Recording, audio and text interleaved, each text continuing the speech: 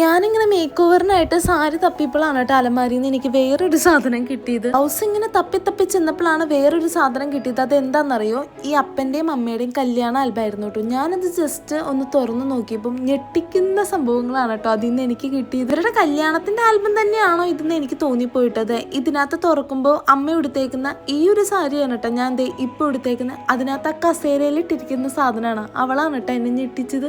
ഇവരുടെ കല്യാണ ആൽബത്തിൽ അമ്മ അവളെ വലുതായപ്പം വെട്ടിയൊട്ടിച്ചതാണ് അവളുടെ ഫോട്ടോ. ഇതിനകത്ത് ഞാനില്ല. തിരിച്ചും മറിച്ചും ഒക്കെ ഞാൻ നോക്കി എൻ്റെ ഒരു ഫോട്ടോ കാണുമെന്ന്. ഇല്ല ഗൈസ്, ചേച്ചിയുടെ നൂലുകെട്ടിന്റെ എന്തൊക്കെയോ ഫോട്ടോകളാണ് അതിൽ. കണ്ടു കഴിഞ്ഞത് ചേച്ചിയുടെ ആൽബാന്നേ തോന്നുന്നു. എനിക്കും ഉണ്ട് എന്നാ സ്വന്തമായിട്ടൊരു ആൽബം.